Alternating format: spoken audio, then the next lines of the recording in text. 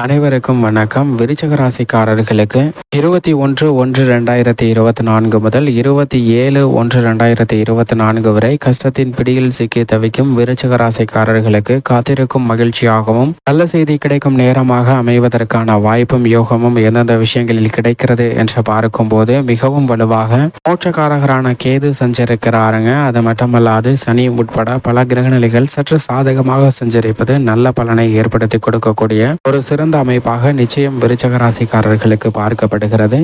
ஜனவரி மாதம் 21ஆம் தேதியிலிருந்து 27ஆம் தேதி வரை கிரகநிலைகளின் அமைப்பை ஆராய்ந்து பார்க்கும் போது கஷ்டத்தின் பிடியில் சிக்கி தவிக்கக்கூடியவர்களுக்கு காத்திருக்கும் மகிழ்ச்சியாகவும் நல்ல செய்தி கிடைக்கும் ஒரு தருணமாகவும் நிச்சயமாக அமைவதற்கான வாய்ப்பும் யோகமும் இந்த தருணத்தில் நிறைந்து கிடைப்பதற்கான வாய்ப்பை பல கிரகநிலைகள் உறுதிப்படுத்துகின்றன. ஏனென்றால் கிரகநிலைகளின் அமைப்பை ஆராய்ந்து பார்க்கும் போது நல்ல செய்தி மிக இனிமையாக கிடைக்கக்கூடிய வாய்ப்பை மிகவும் அபரிவிதமாக பல கிரகநிலைகள் உறுதிப்படுத்துகின்றன. அதிலும் குறிப்பாக குரு பகவான் மிகவும் வலுவாக அதிவிரைவாக அனைத்து விதமான நன்மைகளையும் அள்ளித்தரக்கூடிய மேசராசியில் சஞ்சரிக்கிறாருங்க. இன்னும் 2 மாதங்கள்ல மேசராசியை விட்டு விலகி அவரது பகை கிரகமாக இருக்கக்கூடிய சுக்கிரனின் ஆட்சி வீடான ரிஷபராசியில் அமரப் போகிறார். எனவே இந்த தருணத்துல 21ஆம் தேதியிலிருந்து 27ஆம் தேதி வரை குருவின் அமைப்பு காரணமாக நல்ல பல முன்னேற்ற வாய்ப்புகளை நிச்சயமாக பெறுவதற்கான வாய்ப்பு மிகவும் அபரிவிதமாக கிடைக்கிறது என்பதில் சந்தேகமே இல்லை. பல்வேறு விதமான சுப நிகழ்வுகள் சிறப்பாக நடைபெறும். உணர்ச்சி வசப்படாமல் அனைத்து விதமான காரியங்களையும் சிறப்பாக செய்து முடிப்பதற்கான வாய்ப்பு உருவாகிறது. கும்பராசியில் வீற்றிருக்கக்கூடிய ஆட்சி பலம் பெற்றிருக்கக்கூடிய சனியும் பல்வேறு விதத்துல அலைச்சல் சிரமம் இல்லாமல் அனைத்து விதமான காரியங்களையும் திருப்திகரமாக செய்து முடிப்பதற்கான வாய்ப்பை உறுதிப்படுத்துகிறாருங்க. ஜீவனாதிபதியாக இருக்கக்கூடிய சனி பகவான் மிக வலுவாக அவருக்கு பிடித்த கும்பராசியில் ஆட்சி பலம் பெற்றிருப்பதால் இந்த தருணத்தில் உத்தியோக ரீதியாக நிறைந்த மாறுதல் கிடைக்கும். தொழில்துறை வியாபாரத்துறையிலும் அபரிவிதமான மாற்றத்திற்கு வித்திடக்கூடிய ஒரு இனிமையான தருணமாக அமைய போகிறது என்பதை தெளிவாகவும் துல்லியமாகவும் உறுதிப்படுத்துகிறாருங்க சனி. தைரியத்துடனும் துணிச்சலுடனும் பல முடிவுகளை எடுப்பதற்கான வாய்ப்பை நிறைந்து கொடுக்கிறார். கும்பராசியில் வீற்றிருக்கக்கூடிய சனி பகவான். ராகு மீன ராசியிலும் மோட்சக்காரகரான கேது கன்னிராசியிலும் அமர்ந்திருப்பது சமபலம் பெற்ற கிரகநிலைகளின் அமைப்பில் இருப்பதால் எந்த பணியை மேற்கொண்டாலும் சற்று சாதகமாகவும் சாதகமற்ற ஒரு அமைப்பும் இருக்கலாம். சமபலம் பொருந்திய நிலையாக இருந்தாலும் கூட உங்களுடைய சிறு முயற்சி என்பது அவை காரிய வெற்றியை ஏற்படுத்தி கொடுக்கக்கூடிய வகையில் வெற்றி என்ற ஸ்தானத்தில் சரிவதற்கான வாய்ப்பை நிச்சயமாக ராகு கேதுவின் அமைப்பு இந்த வாரத்தில் மிகவும் அபரிவிதமாக ஏற்படுத்தி கொடுக்கின்றன.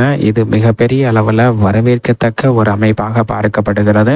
ராகு கேதுவின் அமைப்பு காரணமாக பல்வேறு விதமான தடைகள் விலகி புதிதாக நல்ல பல காரியங்கள்ல மேற்கொள்வதற்கான வாய்ப்பு நிறைந்து கிடைக்கிறது. அது மட்டுமல்லாது செவ்வாய் இந்த வாரம் முழுவதும் தனுசு ராசியில் மிகவும் வலுவாக சஞ்சரிக்கிறாருங்க. மிக விரைவில் அவர் உச்சம் பெற்று சஞ்சரிக்க போகிறார். செவ்வாய் உச்சம் பெறக்கூடிய இந்த தருணத்தில் அபரிவிதமான நன்மையை நிறைந்து கொடுக்கக்கூடிய ஒரு வலுவான அமைப்பில் சஞ்சரிக்கிறாருங்க. எனவே பல காரியங்கள்ல காரிய வெற்றி நிறைந்து கிடைக்கும். புதிதாக நிலம் வீடு வாகனம் வாங்கக்கூடிய முயற்சிகள்ல காரிய வெற்றியை நிறைந்து கொடுப்பாருங்க. விளைச்சலும் வருமானமும் அதிகரிக்கும். பல காரிய தடைகள் விலகி மங்களகாரகன் பூமிகாரகன் என்று சொல்லக்கூடிய செவ்வாயின் அமைப்பு காரணமாக நல்ல பல புதிய வாய்ப்புகள் நற்செய்தியாக உங்களது இல்லம் தேடி வருவதற்கான வாய்ப்பு மிகவும் அபரிவிதமாக கிடைக்கிறது என்பதில் சந்தேகமே இல்லை. அது மட்டுமல்லாது சூரியன் மிக வலுவாக மகர ராசியில் சஞ்சரிக்கிறாருங்க.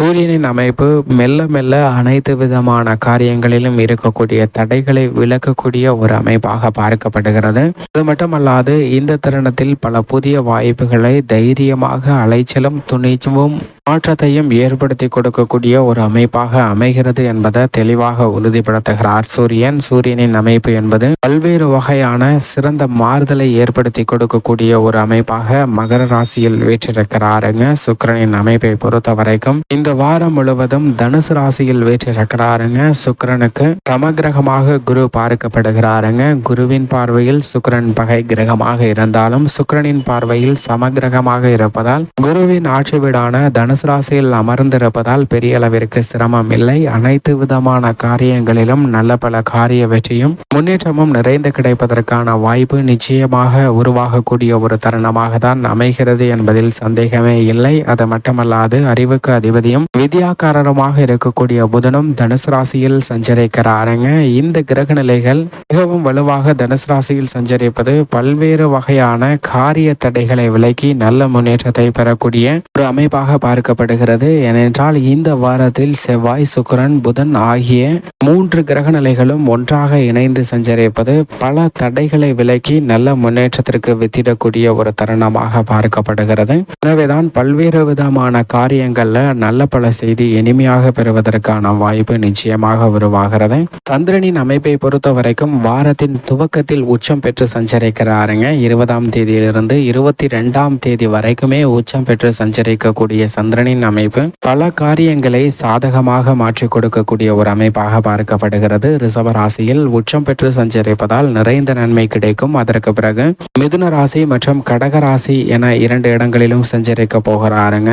உச்சம் பெற்று நிறைவடைந்ததற்கு பிறகு இந்த வாரத்தின் இறுதியில் 25ஆம் தேதிக்கு பிறகு அவர் ஆட்சி பலம் பெறுகிறார். எனவேதான் சந்திரனின் அமைப்பு காரணமாக பல புதிய வாய்ப்புகளை ஆக்கப்பூர்வமாக செய்து முடிப்பதோடு மட்டுமல்லாது காத்திருக்கும் மகிழ்ச்சியாக பல இனிமையான செய்திகளை சந்திப்பதற்கான வாய்ப்பு நிச்சயமாக இந்த வாரத்தில் நிறைந்து கிடைக்கப் போகிறது என்பதை தெளிவாகவும் துல்லியமாகவும் உறுதிப்படுத்துகிறார். ஏனென்றால் வாரத்தின் துவக்கத்தில் உச்சம் பெற்றும் வாரத்தின் இறுதியில் ஆட்சி பலம் பெற்று சஞ்சரிக்கக்கூடிய சந்திரனின் அமைப்பு அனைத்து விதமான காரியங்களிலும் காரிய வெற்றியை நிறைந்து கொடுக்கக்கூடிய ஒரு அமைப்பாக பார்க்கப்படுகிறது.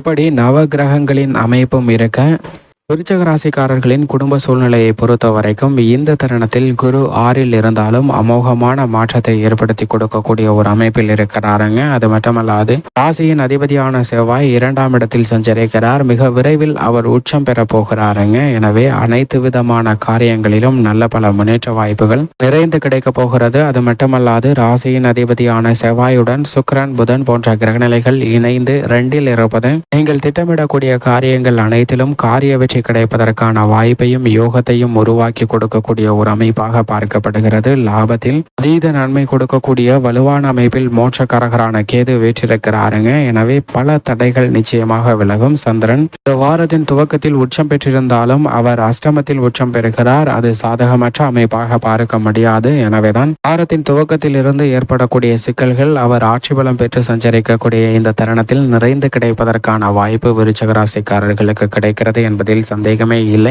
இருந்தாலும் 22ஆம் தேதியிலிருந்து 25ஆம் தேதி வரை அனைத்து விதமான பணிகளிலும் சற்று கூடுதல் கவனம் தேவை. ஆனால் அதே சமயம் தனி அர்த்தாஷ்டக ஸ்தானத்தில் இருக்கிறார். 5ஆம் இடமாகிய பூர்வ புண்ணிய ஸ்தானத்தில் ராகு இருக்கிறாருங்க. எனவே எதை செய்தாலும் சற்று சிந்தித்து செய்ய வேண்டிய ஒரு தருணமாக பார்க்கப்படுகிறது. மற்ற அனைத்து காரியங்களும் நல்ல பல முன்னேற்ற வாய்ப்பை நிறைந்து பெறக்கூடிய ஒரு இனிமையான தருணமாக அமையும் என்பதில் சந்தேகமே இல்லை. மேலும் சாதகமாக விருச்சிக ராசிக்காரர்கள் மாற்றிக்கொள்வதற்கு நிச்சயமாக வாரத்தில் புதன்கிழமை விரதம் இருந்து அருகாமையில் உள்ள பெருமாள் ஆலயம் சென்று தீபமேற்றி வழிபாடு செய்யுங்கள். நிறைந்த நன்மையும் முன்னேற்றமும் தங்களுடைய வாழ்வில் இனிதாக கிடைக்கும்.